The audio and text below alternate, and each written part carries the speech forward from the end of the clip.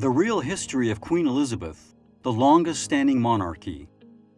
We've all heard of the Queen, but who exactly is she and how long was her reign? From 1952 to 2022, Queen Elizabeth II presided over the Commonwealth, a group of 53 independent countries that included many former British colonies and many other kingdoms and territories. She also served as the Queen of the United Kingdom, comprising England, Wales, Scotland, and Northern Ireland. Aside from her ceremonial obligations, she was recognized for taking a strong interest in politics and was praised for modernizing many areas of the monarchy. The Queen was extremely loved for almost the entirety of her lengthy reign. By the end of September 2015, Elizabeth became the longest reigning British monarch ever, surpassing the 63 years and 216 days record set by her great-great-grandmother, Queen Victoria. Elizabeth's Platinum Jubilee commemorated her 7 decades of service to the Commonwealth in February 2022.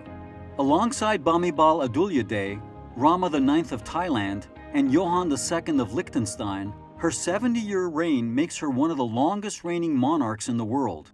Before we get sidetracked by the lengthy reigns of these magnificent kings, this is the real history of Queen Elizabeth II, the longest-standing monarchy.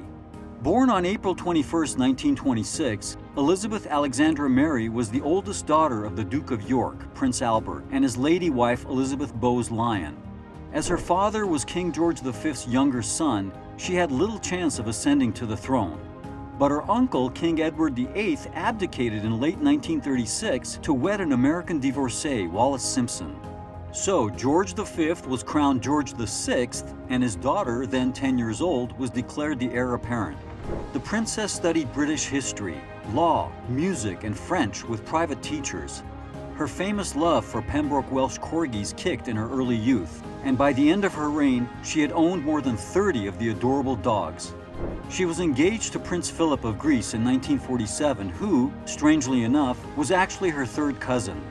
Her interest in him began when she was 13 years old, and they became closer throughout the war through visits and letters. 21-year-old Elizabeth wed Philip at Westminster Abbey on November 20, 1947. In 1948, they welcomed their first child, Charles, who became Prince of Wales, then King Charles III. 2 years later, their daughter Anne joined the royal house. Their second and third sons, Prince Andrew and Edward, were born in 1960 and 1964. The incredible 73 years of marriage between Elizabeth and Philip ended in April 2021, when the prince, then 99 years old, passed away. Did we mention it? When King George VI died of lung cancer in 1952, 25-year-old Elizabeth made history as the 6th woman to ascend to the British throne and was formally crowned Queen at Westminster Abbey on June 2, 1953. In her first decade as Queen, Elizabeth developed a close relationship with then Prime Minister Winston Churchill, weathered the 1956 Suez Crisis, and made numerous official trips abroad. As a result of harsh media scrutiny, the Queen took the initiative to update the public's perception of her and the monarchy. One example might be her annual television Christmas speech, which she first did in 1957.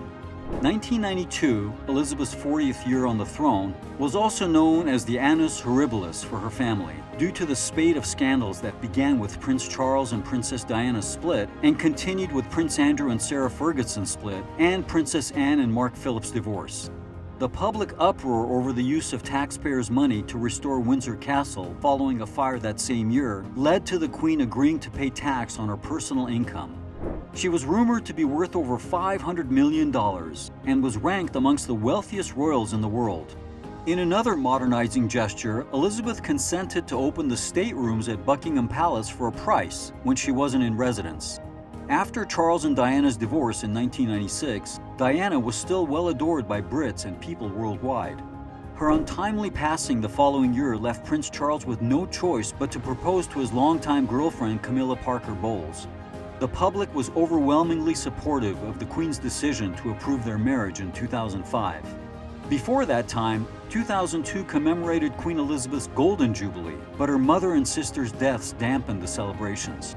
April 2011 saw the royal wedding of Prince William and Catherine Middleton at Westminster Abbey.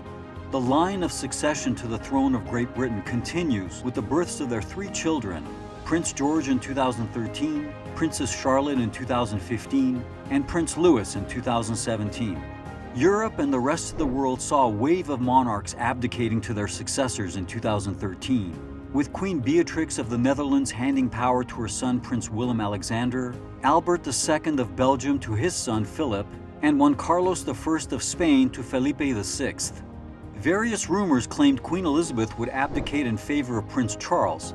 Instead, she maintained her position as the head of the British royal family without wavering, until her death on September 8, 2022, when she passed away peacefully at her favorite country retreat, Balmoral Castle.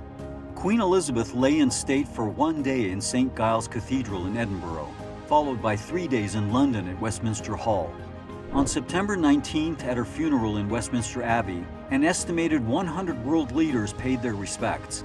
The Queen's casket was carried by hearse to her ultimate burial place in St. George's Chapel at Windsor Castle. Do you think the British royal house will have another long-standing monarch? Share your thoughts in the comments below. Stay tuned to our channel and turn on post notifications for new updates.